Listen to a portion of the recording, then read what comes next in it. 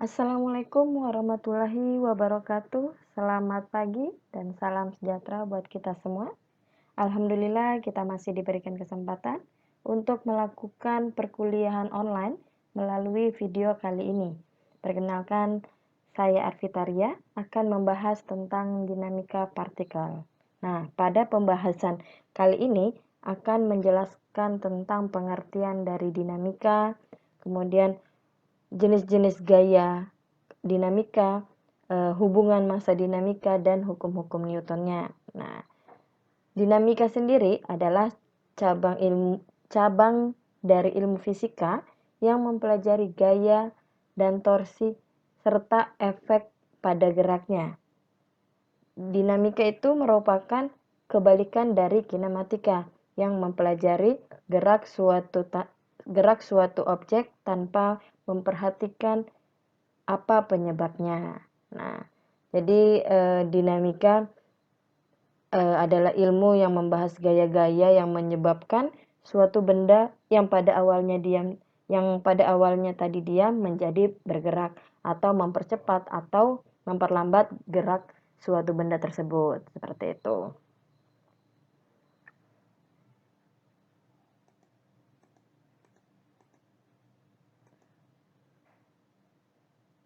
Nah, jadi bagaimana gaya-gaya dapat menyebabkan gerak? Apakah gerobak yang ditarik selalu bergerak? Nah, jadi memang dapat diperhatikan bahwa pembahasan sebelumnya tentang kinematika, jadi di dalam kinematika didasari pada definisi pergeseran, kecepatan, dan percepatan. Jadi memang 3 hal yang diperhatikan pada kinematika, di mana bagaimana benda berubah posisi atau yang dinyatakan dengan pergeseran, kemudian bagaimana perubahan posisi terjadi atau gerak benda yang dinyatakan kecepatan, kemudian dan bagaimana perubahan gerak dari benda tersebut atau yang dinyatakan dengan percepatan. Nah, 3 hal tersebut yang harus diperhatikan pada kinematika. Sedangkan di dalam dinamika, persoalan yang ingin dijawab itu adalah mengapa perubahan gerak tersebut terjadi. Nah, bagaimana perubahan gerak tersebut terjadi? Kemudian jadi di dalam penjelasan dinamika ini akan menjelaskan tentang konsep gaya dan masanya. Seperti itu.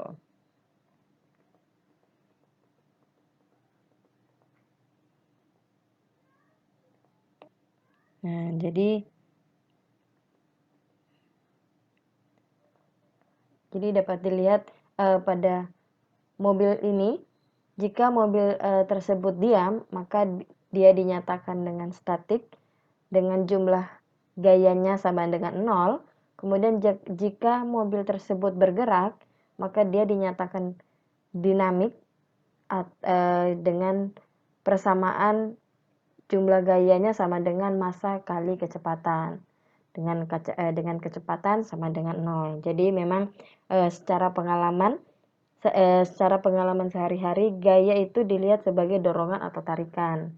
Nah, jadi memang gaya ini juga dibagi menjadi 2, yaitu gaya kontak yang terjadi melalui persentuhan dan gaya yang bekerja secara jarak jauh. Nah, maksud dari gaya kontak yang tidak melalui persentuhan itu seperti dorongan, tarikan, gesekan, pegas, dan lain-lain. Sedangkan gaya yang bekerja jarak jauh atau action at distance, nah itu misalnya seperti gaya gravitasi, gaya Coulomb. Nah, seperti itu. Jadi, jika dilihat pada level atomik, bahkan gaya kontak pun juga sebenarnya berupa action at distance, seperti itu.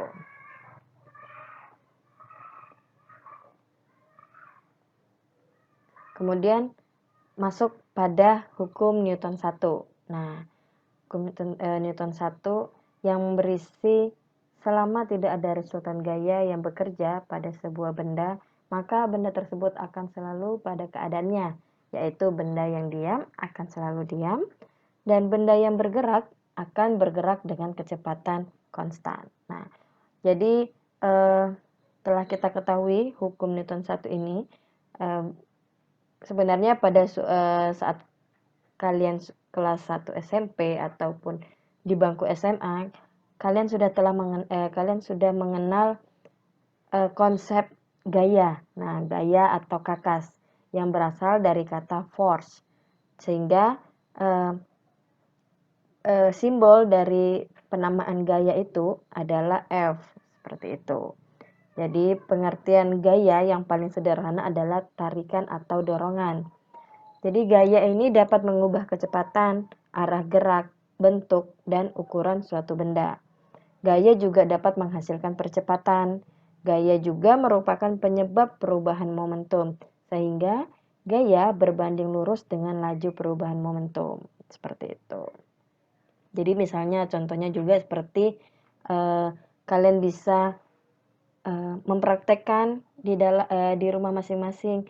Misalnya kalian meletakkan suatu lembar kertas di atas meja yang licin, kemudian letakkan silinder logam dengan posisi mendatar di atas kertas tersebut, kemudian kalian tarik kertas itu dengan arah tegak lurus terhadap sumbu silinder dengan sesekali kalian sentakkan.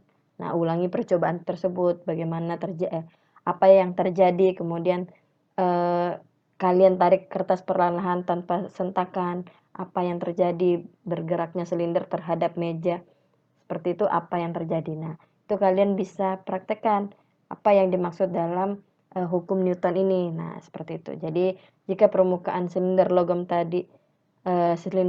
dan lantai licin sempurna, walaupun silinder sudah tidak didorong, jadi silinder itu juga tetap akan bergerak terus tanpa berhenti. Lain halnya dengan misalnya kalian meletakkan gelas di atas kertas, seperti itu ya. Jadi lain halnya dengan gelas yang diam di atas kertas, lalu kertas itu ditarik, maka gelas juga akan diam. Gelas akan mempertahankan keadaan diamnya, seperti itu. Jadi memang beberapa abad lampau Galileo itu menemukan pendapat bahwa gerak lurus beraturan atau gerak dengan lintasan lurus dan laju tetap itu tidak memerlukan gaya. Jadi pendapat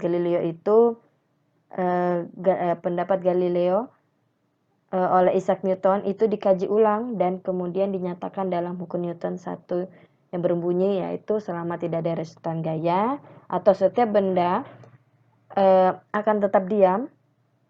Jadi benda akan tetap diam atau bergerak lurus beraturan kecuali ada gaya yang bekerja padanya. Atau diam akan selalu diam dan benda yang bergerak akan bergerak dengan kecepatan konstan. Seperti itu maksudnya. Nah, jadi memang sehingga memang hukum Newton 1 ini juga dicetuskan oleh Isaac Newton, di mana secara matematis hukum 1 Newton ini dinyatakan dalam persamaan sebagai berikut. Sigma F sama dengan 0. Nah, seperti itu. Sigma F sama dengan 0 dengan kecepatannya juga sama dengan 0. Percepatannya 0. Seperti itu ya. Jadi hukum 1 Newton ini juga dapat diartikan seperti jika suatu benda mula-mula diam, kemudian benda selamanya diam, kemudian benda yang bergerak jadi benda bergerak jika benda itu diberi gaya luar. Misalnya pada mobil-mobilan yang diam jika didorong atau ditarik menjadi bergerak. Nah, sebaliknya juga jika benda yang sedang bergerak, benda selamanya bergerak, kecuali bila ada gaya yang menghentikannya. Seperti itu. Jadi, hukum Newton 1 ini melibatkan sifat benda yang cenderung mempertahankan keadaan terhadap perubahan gerak yang terjadi padanya. Seperti itu maksudnya. Jadi, sifat benda ini juga disebut dengan sifat kelembapan. Jadi ada sifat kelembapan atau hukum kelembapan, yaitu sistem inersia. Jadi hukum Newton 1 ini juga termasuk dalam atau biasa disebut dalam hukum inersia. Seperti itu. Jadi seperti ini. Masa kelembapan. Jadi kelembapan atau inersia. Jadi ini sistem inersia atau hukum 1 Newton yang disebut juga hukum inersia. Jadi ini adalah benda yang dipengaruhi oleh massa bendanya. Nah, makin besar massa benda, makin besar juga inersia benda tersebut. Jika massa benda besar, benda susah dipercepat atau susah diubah geraknya, seperti itu. Sebaliknya, jika massa bendanya kecil, benda mudah dipercepat atau mudah dirubah geraknya. Oleh karena itu, massa mempengaruhi inersia, yang sering disebut dengan istilah massa adalah ukuran kelembapan benda. Artinya, massa itu adalah ukuran yang menyatakan tanggapan benda terhadap segala usaha yang akan membuatnya mulai bergerak, berhenti, atau segala perubahan pada keadaan gerak-geraknya. Ya, seperti itu ya. Jadi, kalian bisa juga mempraktekkan di dalam di rumah masing-masing. Kalian bisa memotong kertas karton dengan ukuran tidak perlu besar, misalnya 15 cm atau 15 cm kali 10 cm atau 10 kali 10. Nah, kalian letakkan kertas karton tersebut di atas cangkir atau gelas. Kemudian letakkan kotak korek api secara tegak di atas kertas karton. Kemudian kalian di atas kotak korek api kalian letakkan lagi jeruk. Nah, seperti itu, kalian jeruk atau buah, apel, seperti itu kan. Jadi kalian atur keseimbangannya, kemudian kalian tarik kertas karton dengan cepat. Nah, kalian bisa melihat apakah yang terjadi pada jeruk atau buah apel yang kalian tarik kertas kartonnya, seperti itu. Nah, itu praktek-praktek yang bisa kalian contohi di dalam rumah.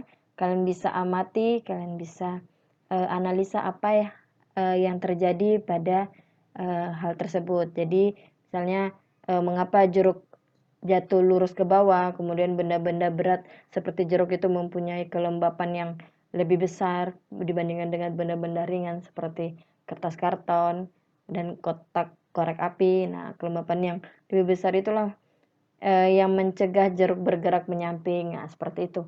Itu kalian bisa pahami ya.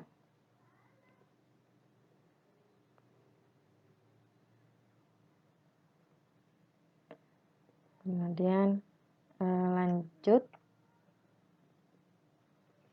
pada hukum Newton 2. Jadi pada pembahasan sebelumnya itu dipelajari tentang hukum Newton 1. Nah, hukum tersebut membahas tentang benda yang dipengaruhi oleh gaya-gaya yang resultannya 0. Nah, sehingga benda yang dikenal gaya tersebut akan diam atau tetap melakukan gerak lurus beraturan. Sedangkan dalam hukum Newton 2 ini akan dibahas pada keadaan benda jika resultan gaya yang bekerja tidak 0.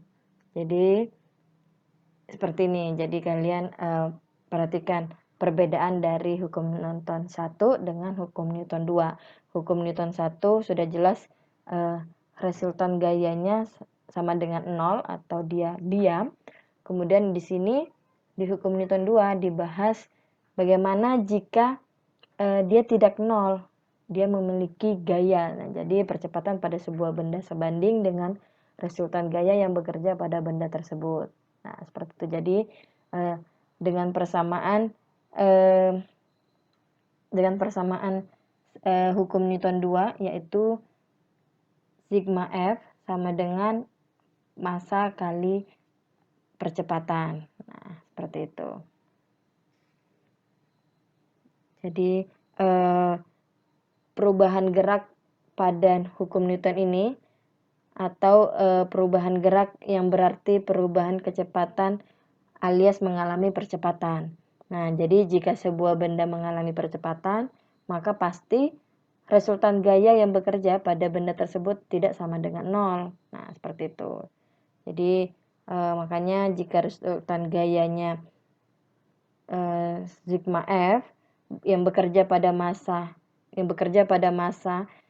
maka massa tersebut akan mengalami percepatan, yaitu makanya persamaannya yaitu sigma F sama dengan massa kali percepatan, seperti itu.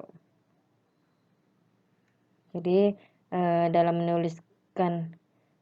menuliskannya itu kita lebih memilih konstanta kesebandingannya sama dengan 1 dan satuan F itu ditentukan oleh satuan massa kali massa dan percepatan, seperti itu. Dimana untuk massa itu yaitu sama dengan kilogram, kemudian F itu sama dengan kilogram kali massa per second kuadrat. Nah, atau biasa untuk F ini yaitu Newton N. Nah, seperti itu. Jadi untuk satuan gaya Newton, 1 Newton ini sama dengan 1 kilogram kali meter kali second pangkat 2 second kuadrat. Nah, atau 1 din itu sama dengan 1 gram sentimeter second kuadrat, kemudian 1 lb, kemudian 1 newton. 1 newton ini sama dengan 10 pangkat 5 din, atau 1 newton ini adalah 0,225 lb, seperti itu. Nah, contoh soalnya seperti ini. Sebuah benda ditarik dengan 4 gaya seperti gambar di bawah ini. Bisa dilihat berapakah resultan gayanya, apakah benda diam atau bergerak, jika bergerak kemanakah arah benda tersebut. Nah, seperti itu ya. Nah, penjelasannya sudah kita ketahui. Pada gambar ini memiliki 4 gaya. Nah, kita kasih simbol F1 yaitu 20 Newton ke arah kiri, kemudian gaya kedua itu 15 Newton ke arah kiri, kemudian gaya 3 dan gaya 4 itu ke arah kanan, masing-masing 7 Newton dan 28 Newton. Nah, yang ditanya adalah resultan gayanya. Gaya ke arah kiri itu sama dengan negatif, nah gaya ke arah kanan itu adalah positif. Nah, jadi tinggal dijumlahkan nih gayanya, jumlahkan gaya sama dengan gaya kanan dikurang dengan gaya kiri. Tinggal jumlahkan, hasilnya sama dengan 0. Nah, karena jumlah gayanya sama dengan 0, maka benda tersebut tidak bergerak, seperti itu. Kemudian kita masuk pada gaya. Nah,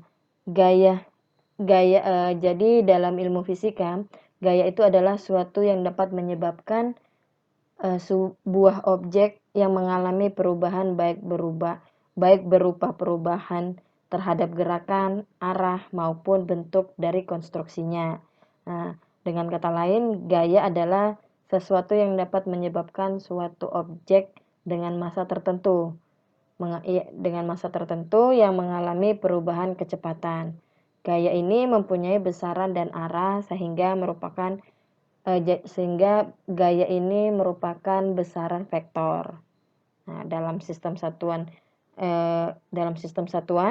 satuan gaya itu adalah Newton atau kilogram kali meter per second kuadrat, seperti itu. Jadi, setiap benda bermassa yang berada di sekitar bumi atau di bumi yang akan terpengaruh gaya gravitasi. Gaya ini berasal dari interaksi dua buah benda bermassa, yaitu benda dengan bumi. Gaya gravitasi bumi yang bekerja pada benda ini menyebabkan benda tertarik ke bumi. Hal itu karena massa bumi jauh lebih besar dari massa benda. Semakin besar massa benda, semakin besar juga kita dapat menahannya. Berarti benda yang massanya lebih besar, benda yang masanya lebih besar dari gaya gravitasi juga akan semakin besar. Jadi berat benda merupakan gaya gravitasi yang bekerja pada benda tersebut. Nah, misalnya berdasarkan pada hukum Newton 2, itu dijelaskan bahwa hubungan antara massa dan berat benda. Misalnya seperti jika menjatuhkan sebuah benda di dekat permukaan bumi dan kita mengabaikan gaya gesekannya, maka satu-satunya gaya yang menyebabkan benda tersebut bergerak adalah gaya gravitasi. Jadi gaya gravitasi inilah yang menyebabkan benda-benda mengalami jatuh bebas, seperti itu ya. Makanya ada gaya gravitasi itu dipengaruhi oleh gaya bebas. Nah, pada saat benda jatuh, benda akan dipercepat ke bumi. Nah, jadi pada saat benda jatuh, benda akan dipercepat ke bumi dengan percepatan 9,8 meter per second kuadrat. Atau biasanya yang dibulatkan 10 meter per second kuadrat. Nah, besar percepatan ini sama untuk semua benda dan tidak tergantung pada masanya. Jadi Jadi nilai percepatan gravitasi itu kita namakan. Jadi nilai percepatan 9,8 itu adalah percepatan gravitasi bumi yang biasa disimbolkan dengan G, seperti itu, yaitu gravitasi. Nah, jadi dari rumus hukum Newton 1 dari rumus hukum Newton 2 yang jumlah sigma sama dengan massa kali percepatan. Nah, jadi kita dapat dari rumus tersebut, dari rumus hukum Newton kedua, kita dapat menuliskan nih besar gaya gravitasinya, yaitu Newton, gaya sama dengan massa kali percepatan. Jadi dengan menggunakan percepatannya sama dengan gravitasi, dan gaya gravitasi sama dengan gaya berat yang disimbolkan W. Jadi kita dapat merumuskan berat benda tersebut menjadi W sama dengan massa kali gravitasi, seperti itu. Jadi memang perlu kita ketahui titik tangkap gaya berat itu terletak di titik berat atau pusat massa atau center of massa. Jadi pada benda homogen, pusat massa terletak pada titik tengah benda, seperti itu.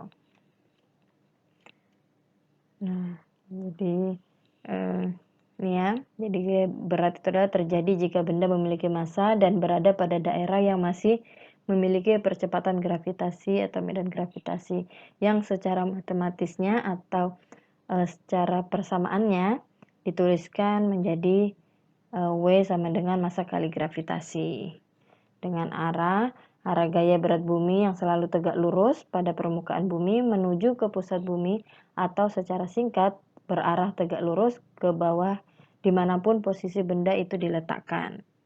Nah, seperti itu. Jadi memang ada perbedaan antara massa dan berat, di mana massa itu menyatakan banyak zat pada benda, sedangkan berat menyatakan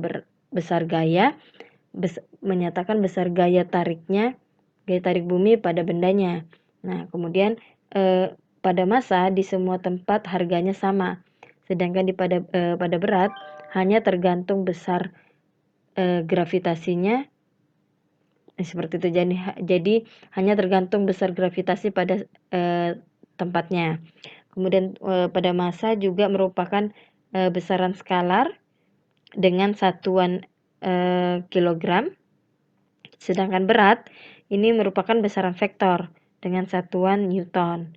Dan massa itu dapat diukur dengan neraca Oakhus, sedangkan berat itu dapat diukur dengan neraca Pegas, seperti itu.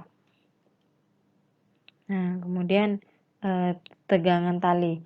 Nah, jadi tegangan tali ini bila benda bergerak ke atas dengan percepatan dengan simbol A, maka jumlah gaya itu sama dengan tinggi tali dikurang dengan gayanya, sama dengan tinggi tali dikurang massa kali gravitasi sama dengan massa kali alfa, massa kali percepatan. Jadi memang bisa dilihat dari gambar bahwa sistem benda yang dihubungkan dengan tali itu akan ditampilkan dua benda yang berhubungan dengan tali, kemudian ditarik dengan gaya tertentu, seperti itu. Jadi memang benda tersebut dihubungkan dengan dua tali, kemudian ditarik dengan gaya tertentu. Jadi apabila ada persoalan yang melibatkan 3 benda atau lebih yang dapat menganalogikan dengan bahasan ini, jika permukaan lantai dianggap licin dan massa tali diabaikan, maka skema gaya keduanya itu ya seperti gambar tersebut.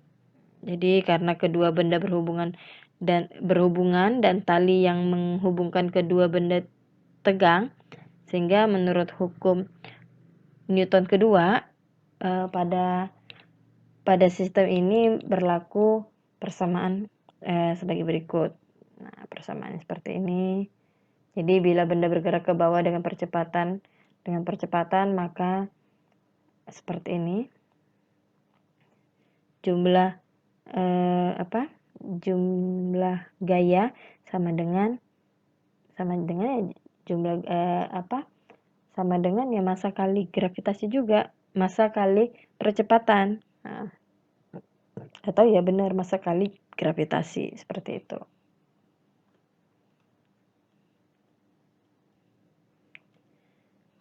Baik, kemudian ada gaya normal dan gaya gesekan. Jadi jika suatu benda itu terletak pada suatu bidang, maka bidang akan memberikan gaya pada benda yang arahnya tegak lurus dengan bidang tersebut.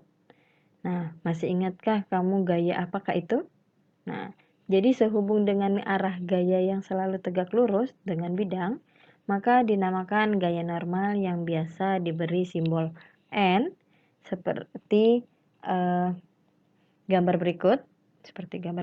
Jadi besar gaya normal ini dihitung dengan menggunakan hukum Newton 1 atau prinsip kesetimbangan gaya. Jadi berapa besar gaya normal pada sebuah benda yang terletak pada papan, nah itu dapat diperhatikan pada gambar-gambar berikut, seperti itu. Jadi memang berdasarkan pada hukum Newton 1, gaya normal pada blok pada bidang atau papan yang mendasar ini dengan jumlah gaya itu sama dengan 0, di mana N dikurang dengan gaya itu juga 0, sehingga N sama dengan gaya, dan gaya itu massa kali gravitasi, seperti itu. Jadi ketika kita mendorong lemari, misalnya ketika kita mendorong lemari di lantai yang licin, itu akan terasa lebih mudah. Nah, sebaliknya jika kita ketika mendorong lemari tersebut atau lemari tersebut itu berada di lantai yang kasar, akan terasa lebih sulit. Nah, apakah yang menyebabkan hal tersebut? Nah, jadi gaya yang diberikan lantai terhadap lemari disebut gaya gesek. Nah, gaya gesek ini terjadi pada bidang singgung antara lemari dan lantai, sehingga gaya gesek termasuk gaya sentuh yang mempunyai arah berlawanan dengan arah gerak benda tersebut. Jadi gaya gesek antara dua bidang singgung itu besarnya bergantung pada koefisien gesek antara dua bidang singgung dan normal bidang yang dinyatakan dengan persamaan gaya maksimum ini. Gaya maksimum dengan mu kali N atau koefisien gesek, seperti itu. Nah, jadi gaya normal terhadap bidang horizontal ini jika bidang sentuh antara dua benda adalah horizontal, maka arah gaya normalnya adalah vertikal. Jadi bisa diperhatikan ya. Pertama, gaya normal terhadap bidang horizontal. Jika bidang sentuh antara dua benda adalah horizontal, maka arah gaya normalnya adalah vertikal. Nah, kemudian jika gaya normal terhadap bidang miring, jadi jika bidang sentuh antara dua benda arah miring, maka arah gaya normalnya juga akan miring. Kemudian gaya normal terhadap benda atau bidang vertikal. Nah, jadi di sini jika bidang sentuh antara dua benda adalah vertikal, maka arah gaya normalnya adalah horizontal. Jadi pada bidang vertikal, benda harus diberi gaya F untuk menekan benda agar tidak jatuh. Seperti itu. Jadi dilihat dari gaya normal dan gaya gesekan ini, ada dua macam gerakan. Jadi ada gaya gesek, yaitu gaya gesekan statis dan gaya gesekan kinetis. Nah, gaya gesekan yang terjadi antara dua benda pada saat benda tepat akan bergerak itu dinamakan gaya gesek statis. Sedangkan gaya gesek kinetis nanti akan kita lebih lanjut ya. Jadi pada gaya gesek statis ini mengacu pada hukum Newton 1 dengan resultan yang bekerja pada benda sama dengan 0. Jadi apabila kita telah memberikan gaya untuk menggerakkan suatu benda namun tetap diam, maka di sana ada gaya gesek yang bekerja. Jadi gaya gesek statis adalah gaya gesek yang bekerja pada benda diam. Jadi tingkat kekasaran permukaan suatu benda pada suatu bidang yang bersentuhan itu dinamakan koefisien gesek statis. Dengan persamaan gaya gesek statis yaitu gaya statis maksimum sama dengan mu statis atau koefisien statis dikali dengan Newton, seperti itu, dikali dengan gaya. Jadi gaya normal N ini adalah gaya normal yang bekerja pada benda satuan yaitu Newton. Jadi kemudian lanjut pada gaya gesek kinetik. Nah, jadi gaya gesek kinetik ini adalah gaya gesekan yang terjadi antara dua benda setelah benda tersebut bergerak. Nah, jadi ketika menggelinding kelereng di atas tanah, lama-kelamaan kelereng akan terdiam dan berhenti menggelinding. Maka di sana terjadi pengurangan kecepatan yang disebabkan oleh gaya gesek tanah. Jadi gaya gesek kinetis ini adalah gaya gesek yang terjadi pada benda yang bergerak. Sama seperti gaya statis, gaya gesek ini juga dipengaruhi oleh gaya normal dan koefisien gesek namun yang kinetis. Jadi rumusnya sama ya, cuma beda penyimbolan. Jadi untuk membedakan gaya gesek kinetis dan statis, pada gaya gesek statis kita menulis S, gaya Fs. Nah, sedangkan untuk gaya kinetis kita menulis Fk, seperti itu.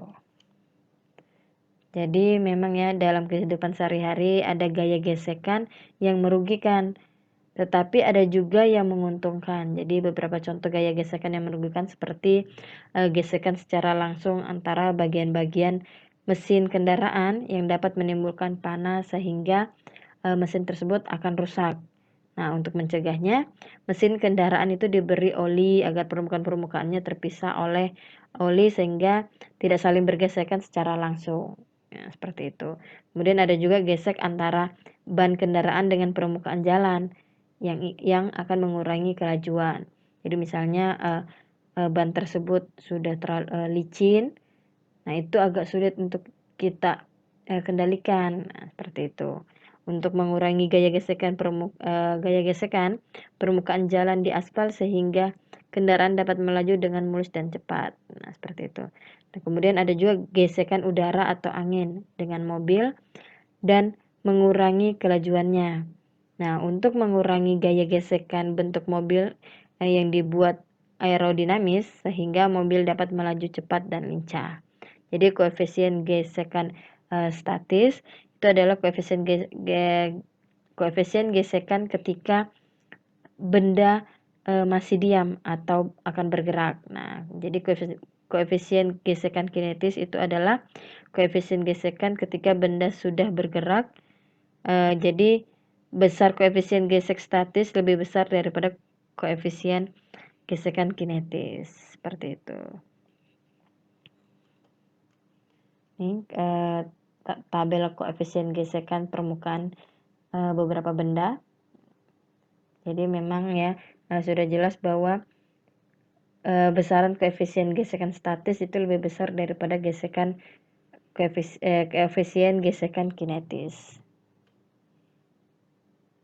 Ini perbedaan-perbedaan dari gesekan kinetis dan statis, di mana untuk statis itu bekerja pada benda yang diam, sedangkan kinetis bekerja pada benda yang bergerak. Nilai dari gesek statis itu nilainya selalu berubah, sedangkan kinetis dia selalu tetap. Kemudian nilai maksimum pada statis ini dicapai ketika benda tetap akan bergerak. Kemudian gaya gesek kinetis itu tidak ada nilai maksimum. Seperti ini.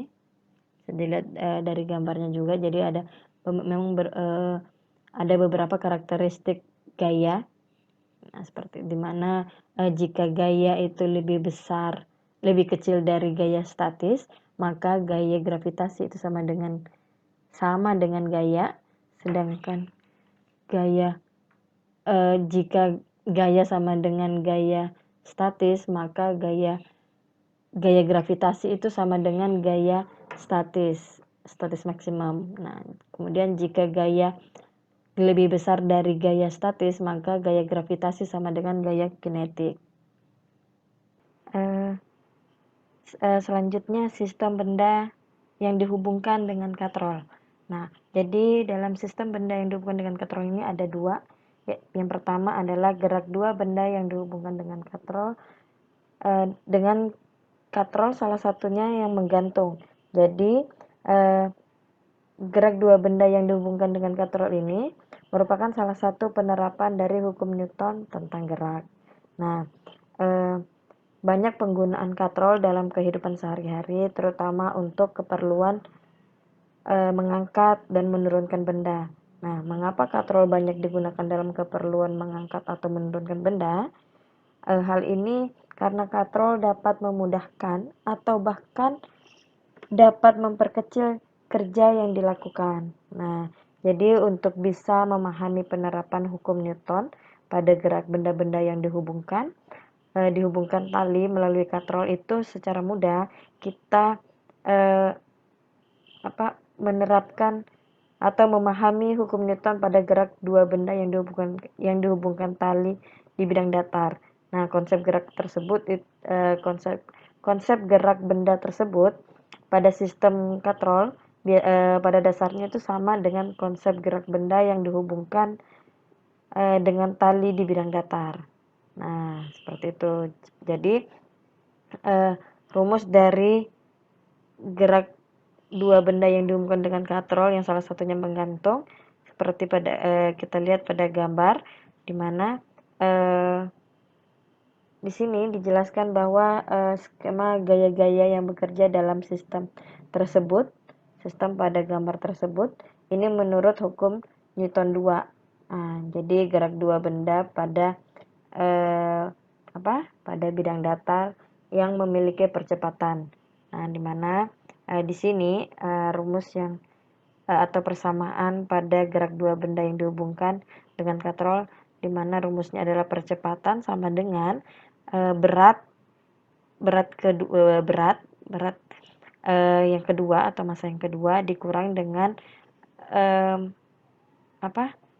gaya gravitasi dibagi dengan massa 1 ditambah dengan massa 2, seperti itu.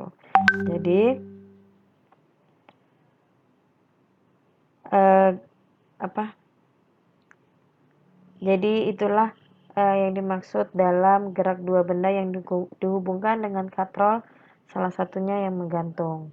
Seperti itu rumusnya. Percepatan, kemudian percepatan yang sama dengan gaya berat kedua dikurang dengan gaya gravitasi dibagi dengan massanya. seperti itu. Kemudian ada dua benda yang menggantung yang dihubungkan dengan katrol. Jadi dua-duanya dua-duanya menggantung seperti itu. Jadi gambar ini bisa dilihat di sini menunjukkan dua buah balok dengan massa yang berbeda-beda. Nah, dua balok 1 dan 2 ini dihubungkan seutas tali melalui sebuah katrol yang licin dan massanya diabaikan. Jadi apabila massa blok 2 ini lebih besar daripada massa benda 1 atau blok 2, jadi massa 2 lebih besar dari massa 1. Maka balok 1 akan bergerak naik dan balok 2 akan bergerak turun dengan percepatan masing-masing balok yaitu sebesar percepatan. Nah, seperti itu. Jadi dalam menentukan persamaan gerak ini berdasarkan hukum 2 atau hukum Newton 2 yang kita pilih gaya-gaya yang searah dengan perpindahan benda yang diberi tanda positif. Sedangkan gaya-gaya yang berlawanan arah,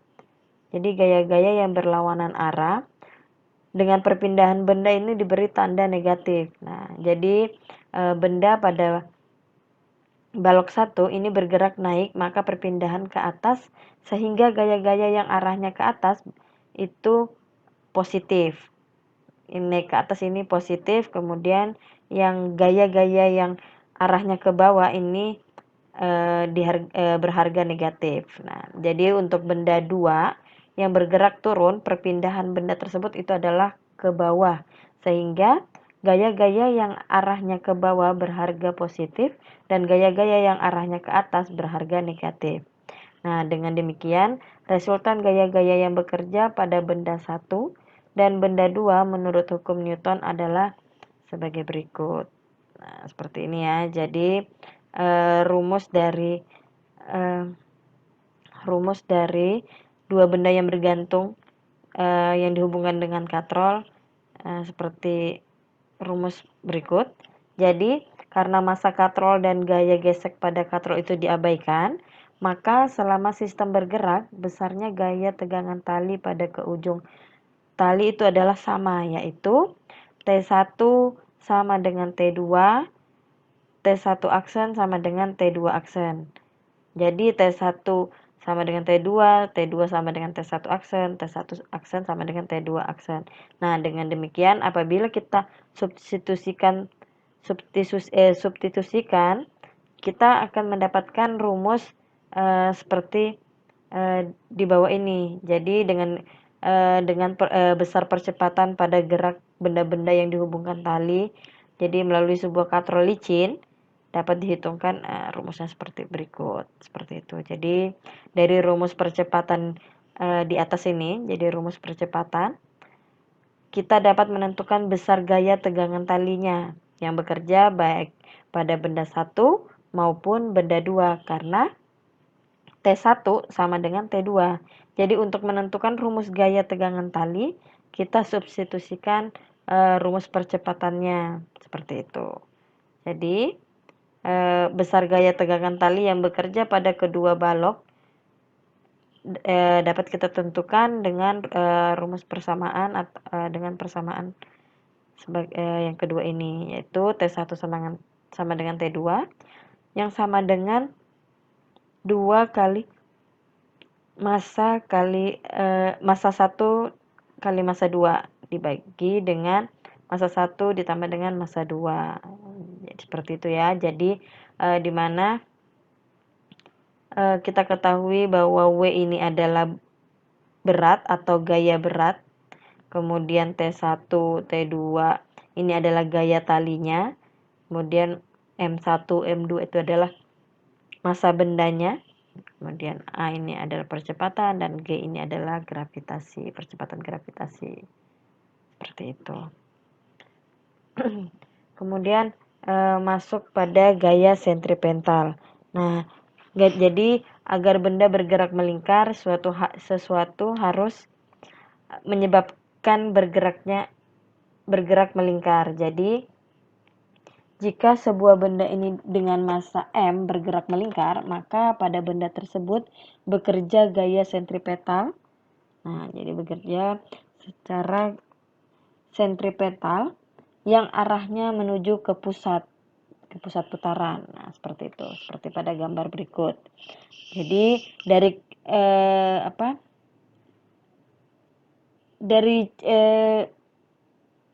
cepatnya benda berputar, semakin besar gaya yang ditimbulkan juga. Jadi semakin cepat benda berputar tersebut, ya semakin besar gaya yang ditimbulkan. Jadi besar gaya sentripetal ini bergantung pada kecepatan putaran benda dan jari-jari putarannya, seperti itu. Nah, jadi dapat dilihat dari gambar dalam kehidupan sehari-hari, gaya sentripetal itu mengakibatkan pengemudi dan mobil bergerak bersamaan. Jadi bergerak bersamaan dalam suatu lintasan melingkar pada saat mobil menempuh belokan melingkar, seperti pada gambar seperti ini ya. Jadi dalam kehidupan sehari-hari memang kita sering melihat gaya sentripetal yang mengakibatkan pengemudi dan mobil itu bergerak bersamaan dalam suatu lintasan melingkar yang pada saat mobil ini menempuh belokan melingkar. Jadi dalam hal tersebut, gaya sentripetal itu adalah gaya gesekan antara ban mobil dan permukaan jalan. Jadi di dalam mobil, pengemudi mengalami suatu gaya radial keluar. Baik, selanjutnya ada gaya sentripetal. Nah, gaya sentripetal ini jika sebuah benda dengan massa M bergerak melingkar, maka pada benda tersebut gaya sentripetal yang arahnya menuju ke pusat putaran. Nah, seperti pada gambar yang di bawah ini. Jadi semakin cepat benda berputar, ya semakin besar juga gaya yang ditimbulkan. Jadi besar gaya sentripetal itu bergantung pada kecepatan putar benda dan jari-jari putarnya. Seperti itu. Jadi dapat dilihat juga pada gambar kanan atas. Jadi dalam kehidupan sehari-hari, gaya sentripetal itu mengakibatkan pengemudi dan mobil bergerak bersama dalam suatu lintasan melingkar. Jadi dalam suatu lintasan melingkar ini, pada saat mobil ini menempuh belokan melingkar juga. Jadi dalam hal tersebut, gaya sentripetal itu adalah gaya gesekan antara ban mobil dan permukaan jalan. Jadi di dalam mobil, pengemudi mengalami suatu gaya radial yang keluar suatu gaya radial keluar yang mendorongnya dari jok mobil yang dinamakan gaya sentrifugal. Nah, akan tetapi seorang pengamat yang diam dan berada di luar mobil akan menyatakan bahwa gaya sentrifugal itu tidak ada. Nah, pada kejadian tersebut, jok mobil lah yang mengerjakan gaya radial ke dalam pada pengemudi, sehingga mengakibatkan pengemudi dapat bersama-sama mobil menempuh lintasan melingkar tersebut. Jadi jika pada saat membelok gaya gesekan antara ban dan permukaan jalan ini lebih cepat daripada gaya sentripetal, mobil tidak dapat membelok dengan baik, bahkan dapat tergelincir atau terjadi slip ke arah luar. Nah, keadaan ini dapat terjadi jika jalan licin atau mobil melaju sangat cepat, seperti itu. Nah, jadi untuk belokan pada jalan bebas hambatan atau jalan tol atau sirkuit balap mobil itu memang dirancang sedemikian rupa sehingga pada kecepatan tertentu mobil tidak terjadi slip, nah, atau tidak tergelincir. Nah, walaupun tidak ada gaya gesekan. Jadi untuk keperluan itu, belokan itu dirancang dengan sudut horizontal yang tertentu juga. Jadi jika belokan dibuat miring dengan sudut kemiringan tertentu terhadap horizontalnya, Jadi gaya normal ini memiliki komponen horizontal yang ke arah pusat belokan. Jadi pada suatu kelajuan tertentu, komponen horizontal gaya normal ini adalah yang memberikan gaya sentripetal yang diperlukan mobil untuk membelok tanpa slip. Seperti itu, walaupun tidak ada gaya gesekan antara ban dan permukaan lintasan. Seperti kita lihat juga pada gambar ini, contohnya ada Bani ini mengayunkan bola mengelilingi kepalanya di dalam sebuah lingkaran. Berarti bola mengalami gaya sentripetal. Berarti bola itu mengalami gaya sentripetal. Nah, gaya apa yang berfungsi sebagai gaya sentripetal itu? Nah, itu kalian bisa mendiskusikan bersama-sama. Kalian bisa sebagai mini lab kalian untuk mencari atau mengamati hal tersebut seperti itu. Jadi secara matematis gaya sentripetal itu dituliskan pada persamaan seperti ini, seperti pada persamaan berikut yang didasari pada hukum Newton kedua. Seperti itu. Jadi ada di sini ada gaya sentripetal. Ada gaya sentripetal, kemudian massa, kemudian ada massa kemudian percepatan sama dengan massa kali kecepatan linear yang bergerak melingkar dibagi dengan jari-jarinya, seperti itu. Jadi persoalannya gaya-gaya mana yang berkontribusi seperti itu ya. Jadi di sini dalam hukum Newton kedua, dalam persamaan hukum Newton kedua, memang selalu ada percepatan, kemudian yang dimana percepatan itu sama dengan kecepatan linear benda yang bergerak melingkar dibagi dengan jari-jarinya. Nah, jadi di sini dinyatakan gaya-gaya mana yang akan berkontribusi. Apakah gaya gesekan, apakah gaya sentripetal, apakah gaya sentrifugal atau gaya normalnya, seperti itu. Baik, selanjutnya hukum Newton 3 atau hukum ketiga Newton. Nah, jadi kalian sudah mengetahui bahwa Newton ini memiliki 3 hukum. Nah, ketiga hukumnya ini membicarakan tentang gaya dan gerak. Nah, pada pembahasan hukum Newton ketiga, ini membicarakan tentang aksi dan reaksi atau sebab akibat. Nah, kenapa kita harus mempelajarinya? Karena hukum Newton 3 ini, hukum Newton 3 Newton ini sangat berpengaruh dan sering kita temui di kehidupan kita sehari-hari. Seperti apa hukum Newton ketiga tersebut? Yuk kita perhatikan baik-baik penjelasannya. Jadi, dalam hukum Newton kedua dan hukum Newton 1, dijelaskan bahwa jika sebuah benda diberi gaya, maka benda tersebut akan berpindah tempat. Nah, semakin besar gaya yang diberikan akan menentukan seberapa jauh benda bergerak dan benda akan berusaha mempertahankan posisinya. Benda yang diam akan tetap diam dan benda yang bergerak lurus beraturan atau GLB akan bergerak lurus beraturan. Nah, maka hukum ketiga Newton ini berbunyi gaya aksi dan reaksi dari dua benda ini memiliki besar yang sama dengan arah terbalik dan segaris.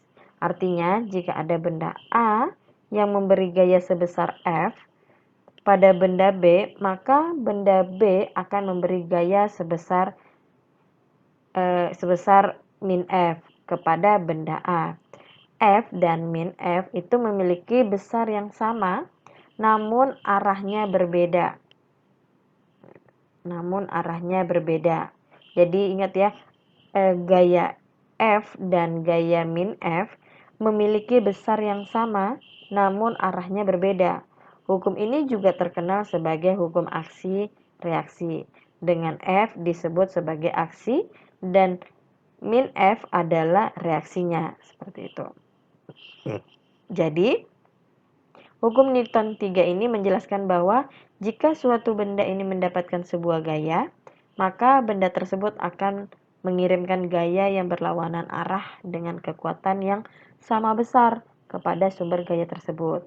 Jadi jika disederhanakan, maka hukum 3 ini mempunyai syarat-syarat seperti besar gayanya sama, arahnya berlawanan, dan bekerja pada benda yang berbeda. Seperti itu.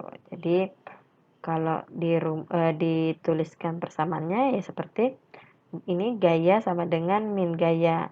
Ini gaya aksi, ini adalah gaya reaksi. Seperti itu. Nah, seperti ini.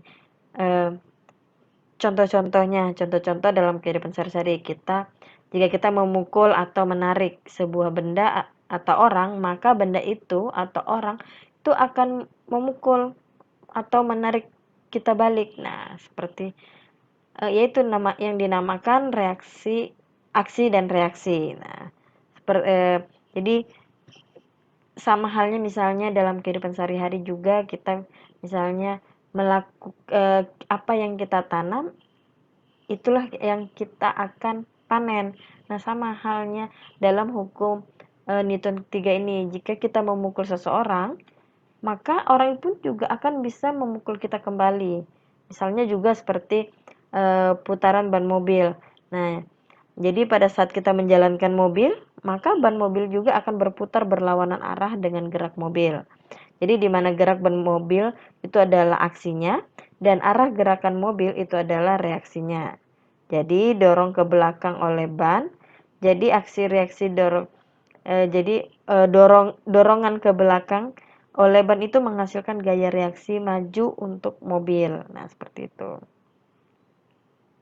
Contoh penerapannya juga seperti ada sebuah benda dengan berat dengan simbol W yang berada di atas meja. Nah, meja ini akan memberikan reaksi gaya normal sehingga gaya normal atau N ini sama dengan gaya berat dengan arah gaya yang saling berlawanan.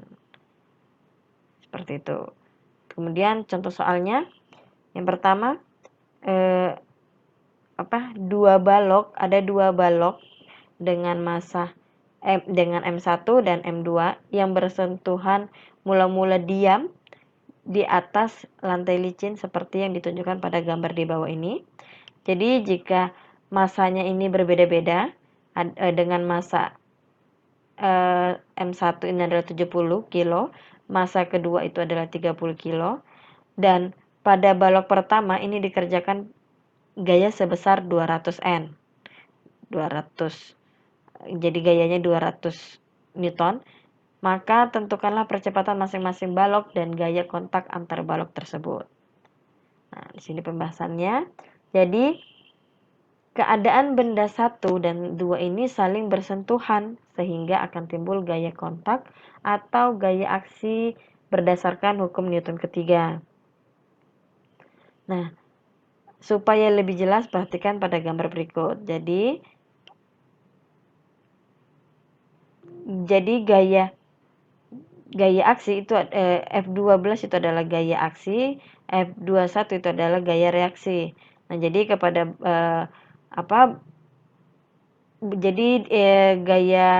gaya aksi ini diberikan pada balok 1 atau massa 2 dan gaya reaksi ini diberikan pada balok kedua. Seperti itu. Jadi kedua gaya ini memang memiliki besar yang sama. Nah, jadi untuk menentukan besar percepatan kedua balok dan juga gaya kontak kita tinjau persamaan gerak masing-masing balok dengan menggunakan hukum Newton kedua. Nah, misalnya tinjau balok pertama. Karena lantai licin, maka tidak ada gaya gesek yang bekerja. Sehingga resultan gaya pada sumbu Y itu tidak perlu diuraikan lagi.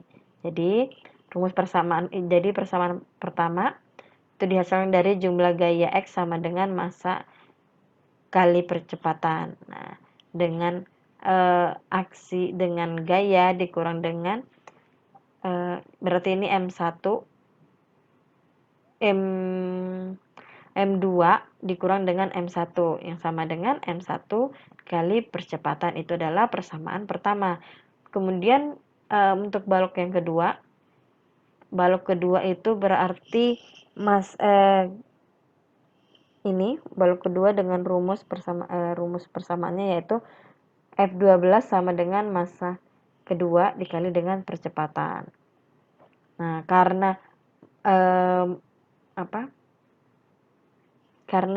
balok massa 1 ini sama dengan M2, maka kita dapat mensubstitusikan persamaan kedua ke dalam persamaan 1 seperti berikut, yang dihasilkan menjadi persamaan ketiga. Nah, dengan memasukkan nilai yang diketahui dalam soal ke dalam persamaan ketiga, maka kita perolehlah besar percepatan kedua balok tersebut seperti berikut. Nah, A ini adalah percepatannya yang sama dengan, jadi A-nya ini dicari, berarti kemudian rumusnya kan tadi F itu adalah gayanya berarti dari 200 Newton dibagi dengan massa 1 ditambah dengan massa kedua. Nah, massa 1 adalah 70 kilo dan massa kedua adalah 30 kilo. Nah, 70 tambah 30 adalah 100. Kemudian 200 dibagi 100 adalah 2 meter per second kuadrat, seperti itu. Jadi besar percepatan kedua balok itu adalah 2 meter per second kuadrat. Untuk menentukan gaya kontak antar balok 1 dan 2, kita substitusikan lagi nih nilai percepatan yang kita peroleh ke dalam persamaan kedua. Jadi ini rumusnya gaya sama dengan massa 2 massa kedua dikali dengan percepatan. Massa kedua kita ketahui 30 dikali dengan percepatannya sudah kita ketahui 2. Jadi 30 kali 2 adalah 60 Newton. Jadi gaya balok 1 itu adalah 60 Newton. Dengan demikian dasar gaya kontak antar balok itu adalah 60 Newton. Seperti itu. Baik, ini ada latihan soal, bisa teman-teman, selanjutnya ada latihan soal. Jadi teman-teman bisa latihan soal di rumah masing-masing dengan mencontoh contoh-contoh soal yang sudah saya jelaskan tadi. Jadi teman-teman bisa melatih dirinya untuk berlatih untuk mengetahui hukum-hukum atau menerapkan hukum-hukum Newton ketiga dengan latihan-latihan soal berikut. Jadi semoga pembahasan dalam video kali ini bisa bermanfaat untuk teman-teman semua dan bisa menerapkan dalam kehidupan sehari-hari. Mohon maaf jika ada yang kurang. Sekian dan terima kasih. Assalamualaikum warahmatullahi wabarakatuh.